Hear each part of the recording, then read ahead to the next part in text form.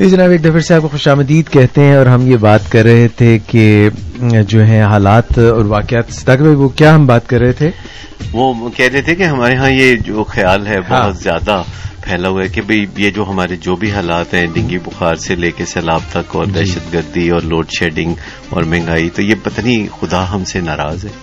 کیا وجہ ہے؟ کیا خدا ہم سے ناراض ہے، یا ہم جو ہے وہ سمجھتے ہیں کہ خدا جو ہے وہ کوئی ہم سے بیر رکھے ہوئے ہے، یا ہم نے کچھ ایسا خدا کو ناراض کر دیا، یا خدا کی جو ہے اس کی تو بڑی خدائی جو ہے وسعت ہے اس میں، اور وہ حالات کو تبدیل بھی کر سکتا ہے. اگر اس چیز سے ہم خدا کی ناراضگی کا پیمانہ بنائیں کہ کس ملک کے یا معاشرے کے حالات کیسے ہیں، تو پھر میرے خیال میں یوں ہے کہ خدا ہم سے ناراض ہے، خدا افغانستان والوں سے ناراض ہے، انڈیا والوں سے بھی کوئی اتنا خوش نہیں لگتا، اور عراق سے ناراض ہے. لیکن بظاہر یہ جو میں ابھی سب دنیا گھوم کے آیا ہوں، دبئی سے لے کے امریکہ کی بہت ساری اسٹیٹس تک، تو مجھے لگتا ہے کہ پھر خدا تو ان سے بڑا خوش ہے. وہاں تو جگمگ جگمگ اور ہر چیز جو ہے وہ بہت ہی ان آرڈر نظر آتی ہے. اور جب کوئی ڈس آرڈر آتا بھی ہے، جیسے سیلاب کی آپ نے پاکستان میں بات کی، تو امریکہ میں بھی جب پرابلم آتی ہے کوئی ان کا وہ پچھلے دنوں نیو یارک میں جو سمندر سے پانی آ گیا تھا، تو میں سوچ رہا تھا کہ کوئی 15-20 دن بعد تک جب ہم جائیں گے وہاں تو وہاں اثرات اس کے کچھ نظر ختم ہو چکے. سوال پیدا پچھلے سال نظر نہیں آتا. جاپان میں آیا اتنا زیادہ وہ سونامی، مگر وہ بھی اس سے آگے انہوں نے دنیا کو کہہ دیا کہ ہمیں کسی کی مدد کی ضرورت نہیں، ہم اپنی مدد خود کریں گے. یہ کیسے؟ ہم تو چیخ چیخ کے کہتے ہیں بھئی ہماری مدد کرو، ہمیں سیلاب آ گیا، اور خدا سے ہم کہتے ہیں ناراض ہے، اور امریکہ کو کہتے ہیں مدد کرو. تو وہ تو کرتا بھی ہے. پچھلے سال سیلاب میں سب سے زیادہ مدد امریکہ نے کی، پر کیا پایا؟ امریکہ نے کیا پایا؟ امریکہ سے تو ہماری ناراضگی رہتی ہے، لو ہیٹ ریلیشن شپ چلتا ہے، وہ کچھ بھی نہ پایا.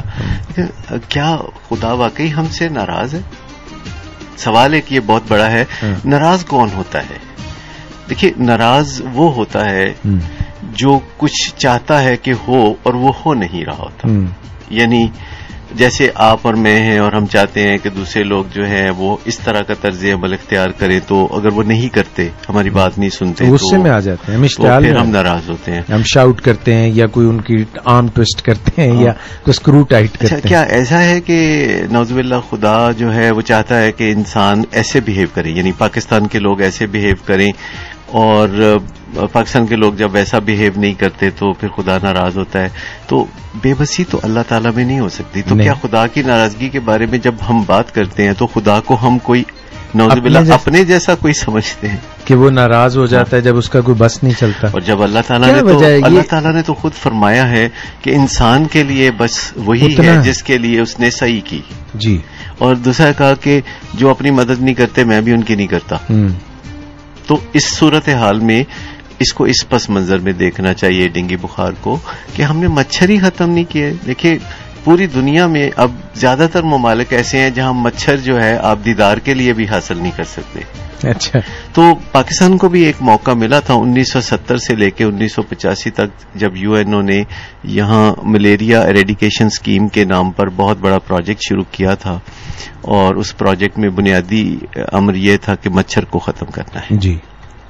لیکن 15 سال گزار دیے، اس پہ جو بجٹ تھا وہ بھی اللہ تعالیٰ میں ضائع کر دیا، تو نہ ملیریا ختم ہوا نہ مچھر ختم ہوئے. لیکن آپ جانتے ہیں دنیا کے ممالک ہیں جنہوں نے مکھیاں مچھر مار مار کے مار دیے تھے. اور ابھی بھی میں سمجھتا ہوں یہ جو پچھلے 2 مہینے سے ٹرموائل چل رہا ہے رمضان کے بعد سے، یہ ڈینگی بخار جو بہت بڑھ گیا، ہم یہ بھی کر سکتے تھے کہ ہم کہتے کہ لو جی ایک ہفتہ ساری دنیا کے کام چھوڑ کے نا یہ مچھر مکھی اور لال بیگ اور اس طرح کی تمام حشرات الارض ہیں نا، ذرا ان کا کلا کما کرتے ہیں. تو پوری قوم اگر لگ جائے تو چند دنوں کے اندر اندر جو ہے، جب آپ سارے کام چھوڑ کے، تو ایون یہاں تک چھوٹی موٹی اسکیم اناؤنس کر سکتے تھے کہ بھی ایک چھٹانک مکھیاں دیں آ کے لا کے مری ہوئی اور اتنے پیسے لے لیں، یا 1-2 تولے مچھر دیں اور اتنے پیسے لیں. تو پھر دیکھیں کیسے موٹیویٹ ہوتے ہیں. تو بجائے اس کے کہ ایسے ہی ہم مہم پہ پیسے جو ضائع کر رہے ہیں آج کل پبلسٹی مہم پہ، اگر تھوڑی سی اس سے غربت بھی لوگوں کی دور ہو جائے اور ان کو کرنے کا کچھ کام مل جائے، تو کسی چیز کی تعداد مقرر کر دیں کہ اتنی تعداد ہوگی تو اتنے پیسے دے دیں گے، اور کسی چیز کی مقدار جو ہے بوزن کر لیں کہ اتنی مقدار میں مچھر کوئی اگر لا دے، ایک چھٹانک لا دے تو چلے اس کو 100 روپیہ دیں گے. یہ مطلب جس طرح سے ایک زمانے میں وہ جو پگ ہے اس کا یہی 2 لاکھ کے جمع کراؤ، پتہ نہیں 25 روپے لے لو یا کتنے لے لو. ہاں، کچھ نہ کچھ ریوارڈ کر کے کر لیں. یا اور بہت سے طریقے ہیں دنیا میں آج کل، اتنا کوئی زیادہ مشکل نہیں ہے. اور اگر امریکہ آپ سے اتنا کہتا ہے do more do more do more, تو آپ بھی اسے کہہ سکتے ہیں اچھا پہلے تو ڈنگی ختم کرو نا، پھر دیکھتے ہیں آپ کی بات سنتے ہیں. یا کبھی ہمیں یہ بھی تو کہنا چاہیے کہ دیکھو بھائی، آپ ہمیں جس لڑائی جھگڑے میں ڈالے ہوئے ہو اس سے ہماری بہت زیادہ توانائی اور توجہ اس طرف ہو جاتی ہے، اور ہمارے ہاں یہ بجلی کا بحران ہے، ذرا ہمارا بجلی کا بحران آپ دور کر دیں، پھر دیکھیے ہم آپ کے لیے کیسے لڑتے ہیں. ہمیں ذرا تھوڑا سا چین تو آ جائے نا رات کو. اچھا، کہیں ایسا تو نہیں ہے کہ ہم بہت سارے مسائل جو ہیں ان میں الجھے ہوئے ہیں اور ہم نے ان میں آدھی ادھوری کوششیں کر رہے ہیں، اور جیسے آپ نے کہا کہ اگر ہم ایک 1 by 1 ایک چیز کو لیں، اس کو آپ سب سے اہم ترین ہدف بنا لیں اور سب سے زیادہ اپنی اس پہ کوشش کریں، پھر اس کے بعد دوسری چیز، پھر تیسری چیز. کیونکہ گزشتہ کئی سال سے ایک اور بھی مثلاً آج ہم بات کرنا چاہیں گے کہ جو ہمارے بڑے ہی اچھے محکمے تھے جو زر مبادلہ بھی کما کے دیتے تھے، ہمیں معاشی استحکام بھی دے رہے تھے اور اچھا پوری دنیا میں اور پاکستان میں وہ کر رہے تھے. ریلوے کی مثال ہے، وابڈا کی مثال ہے، سٹیل مل کی مثال ہے، PIA کی مثال ہے. یہ سارے ادارے ایک وقت میں اچھا کام کر رہے تھے، مگر پتہ نہیں کیا ہوا کہ آہستہ آہستہ ہمارے تمام ادارے ہی تنزل کا شکار ہو رہے ہیں. کہ اجازت بھائی ہوتا یہ ہے کہ جب ادارے بڑے ہونا شروع ہو جاتے ہیں جی تو ان کی گروتھ پہلے پازیٹو ہوتی ہے، پھر نیگیٹو ہو جاتی ہے، یعنی وہ کینسرس گروتھ ہو جاتی ہے. اچھا. دیکھیے PIA ترقی کر رہا تھا جی، اور جب ترقی کوئی چیز کر رہی ہوتی ہے تو یہ بہت اچھا وقت بھی ہوتا ہے اور بہت برا وقت بھی ہوتا ہے، کیونکہ اس وقت ریونیو بہت زیادہ ہوتا ہے.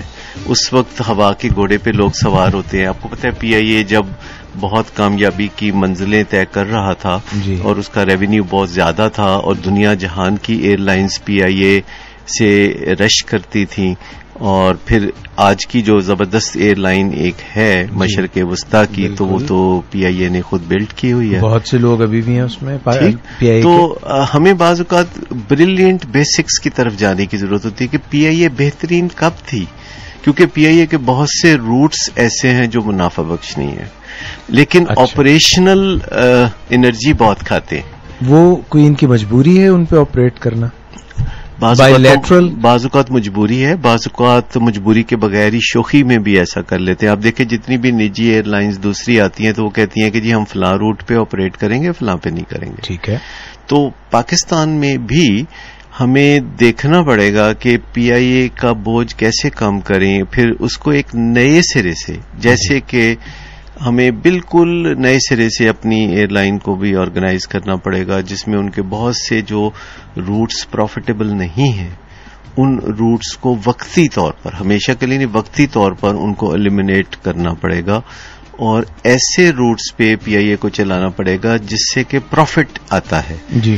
اور یہ جو پروفیٹیبل روٹس ہیں یہ زیادہ تر جو انٹرنیشنل روٹس ہیں یہ پروفیٹیبل روٹس ہیں، یا پھر پروفیٹیبل روٹس جو ہیں وہ لاہور کراچی اور راولپنڈی اور کراچی کے درمیان میں. یہ جو جیسے لاہور اور راولپنڈی کا جو روٹ ہے یہ کوئی خاص پروفیٹیبل نہیں ہے. ٹھیک ہے. اور اس روٹ کو بھی ایلیمینیٹ کیا جا سکتا ہے ٹیمپرری طور پر، یا لاہور ملتان کا روٹ یا لاہور رحیم یار خان کا روٹ جس پہ بائی روڈ یا کسی طریقے سے جایا جا سکتا ہے. اسی طرح ریلوے کو بھی اپنے موسٹ پروفیٹیبل روٹس کو برقرار رکھتے ہوئے باقی سب کو وقتی طور پر ختم کر دینا چاہیے اور ایک سکیجول دے دینا چاہیے کہ 3 مہینے بعد ہم یہ دوبارہ روٹ اپنائیں گے، 6 مہینے بعد یہ دوبارہ اپنائیں گے، 9 مہینے بعد یہ اپنائیں گے. ریلوے پاکستان میں جو اس وقت ہے یہ پاکستان کا امیر ترین محکمہ ہے، کیونکہ آپ کو شاید سن کے ہاں اس کی جو پراپرٹی ہے وہ بہت زیادہ ہے. پاکستان کی 17% لینڈ ریلوے کی ملکیت ہے.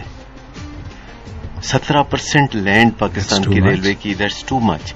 اور ریلوے جو ہے اس کو ود ان اے ایئر ایک بہت ہی ماڈرن اور پروفیٹیبل ادارے میں بدلا جا سکتا ہے. لیکن اصل میں جو قومیں کسی جنگ میں الجھی ہوتی ہیں, خاص طور پر جنگ جب اندرونی ہوتی ہے, جیسے پاکستان ہے, اور جیسے بیرونی ہوتی ہے, جیسے پاکستان ہے, تو پاکستان ایک بیرونی جنگ اور اندرونی جنگ دونوں میں الجھا ہوا ہے. اور پہلے تو ہم نے دشمن بنایا ہوا تھا ہندوستان کو, اور پھر ہمیں وہ معمولی دشمن لگنے لگا, اور اب ہم نے اس سے زیادہ غیر معمولی دشمن بنانے کی کوششیں شروع کی ہوئی ہیں. میں سمجھتا ہوں کہ ہمیں کچھ نہ کچھ جو ہے سمجھداری سے کام لینا چاہیے, جذباتیت کی بجائے, اور دیکھنا چاہیے کہ جن ملکوں کو ہم نفرت کے نشانے پہ رکھتے ہیں, کیا ان ملکوں سے مقابلہ کرنے کی کوئی صلاحیت ہم میں موجود ہے؟ پھر اس کو بھی چھوڑ دیجئے, کیا جن ملکوں سے مقابلہ کرنے کی صلاحیت موجود ہے ان سے بھی لڑنا چاہیے؟ کیا جن ملکوں کو ہم تہس نہس کر سکتے ہیں کیا ان سے بھی لڑنا چاہیے؟ لڑنے کے بارے میں 21ویں صدی کے اندر اگر آپ غور و فکر کریں تو آپ کو پتہ چل جائے گا کہ لڑنا کوئی سمجھداری کی بات نہیں. ابھی بڑا مزیدار سا ایک تناظر پیدا ہوا ہے کہ کینیڈا اور امریکہ کی جو کرنسی ہے, اس میں سے کینیڈا کی کرنسی جو ہمیشہ امریکہ سے کمتر ہوتی تھی, یہ پچھلے کوئی 2 سال میں آہستہ آہستہ وہ امریکہ کے ڈالر کو پیچھے چھوڑ کے کینیڈا کا ڈالر زیادہ مالیت کا حامل ہو گیا. اسی دوران آپ دیکھ لیجئے کہ یورو, جو کہ یورپ کی مشترکہ کرنسی ہے, برطانیہ کے پاؤنڈ کے قریب پہنچ گیا, جو کہ اس کی قیمت اس سے کسی زمانے میں 1/3 ہوتی تھی, پھر 1/2 ہوتی تھی, اور اب تقریباً برابر ہے تھوڑے سے فرق کے ساتھ, اور اگلے سال تک وہ اس سے آگے نکل جائے گا. اسی طرح آسٹریلیا اپنی ترقی کی منزلیں طے کر رہا ہے کیونکہ وہ لڑائی جھگڑے میں نہیں ہے. نیوزی لینڈ اپنی ترقی کی منزلیں طے, جو بھی لڑائی جھگڑے میں ہوگا, حتیٰ کہ کوئی میاں بھی لڑائی جھگڑے میں ہوں گے, اور میاں صبح کام پہ جائے گا, اچھا کام نہیں کر سکے گا, پروڈکٹیوٹی. یہ ایک زمانے میں جب انگلینڈ پوری دنیا پہ حکومت کرتا تھا اور اپنی فوجی دستے بھیج کے یا کوئی فوج پرائیویٹ فوج بنا کر کہیں پہ کلونیلزم کر لیتا تھا, پھر امریکہ نے بھی یہ پیراڈائم اپنایا, ہالینڈ نے بھی, پھر پورچوگل نے بھی. یہ شاید وہاں سے ہم ابھی بھی سوچ رہے ہیں کہ شاید لوگوں پہ حکمرانی کر کے ان کو دبا کے ہم معاشی طور پر بہتر ہو سکتے ہیں. کوئی زمانہ تھا کہ کوئی سونے کی چڑیا ملک نظر آتا تھا تو اس پہ حملہ آور ہو کے تو وہاں سے لوٹ مار کرنا اور مال غنیمت لینا. یہ وہ زمانہ تھا جو لوٹ مار کا زمانہ تھا. ملک ترقی کیا کرتے تھے صرف لوٹ مار سے, کہ تگڑے ممالک غریب ممالک پہ قبضہ کر کے, جیسے برطانیہ نے قبضہ کیا ہر ملک پہ جہاں سے کچھ جوس نکل سکتا تھا اس پہ قبضہ کیا, اور پھر وہاں کا مال کھایا جی اور اپنا پیٹ بھرا. لیکن پھر دوسری جنگ عظیم کے بعد جب یونائٹڈ نیشنز کا قیام ظہور پذیر ہوا تو یہ طے پایا کہ کوئی ملک اب کسی ملک پہ قبضہ نہیں کرے گا.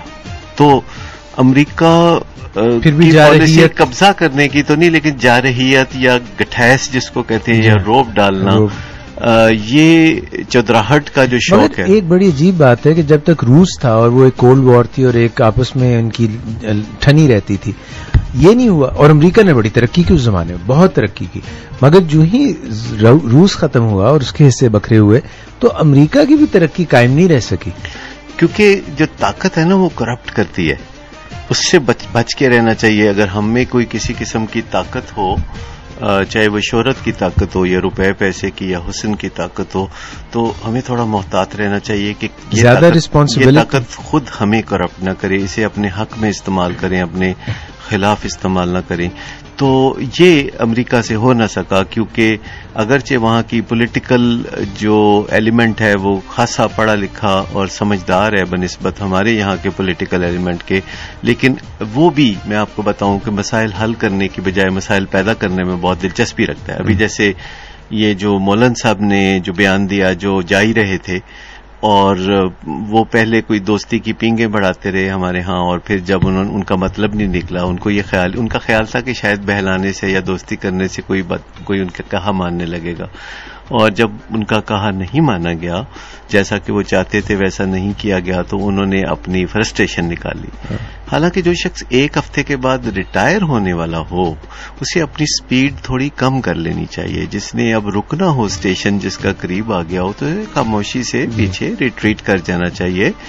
انہیں اپنی فرسٹریشن نکالنے کے لیے 2-4 سال انتظار کرنا چاہیے جب بیٹھ کے وہ کوئی کتاب لکھیں. صحیح ہے. اور آج اس کا بھی ذکر کریں گے. اس میں لکھیں کہ سچن ٹنڈولکر جو ہے وہ مجھ سے ڈرتا تھا, میری بالنگ سے ڈرتا تھا, وہ بھی کھیل رہا ہے, میں کھیل کے میدان سے باہر ہو چکا.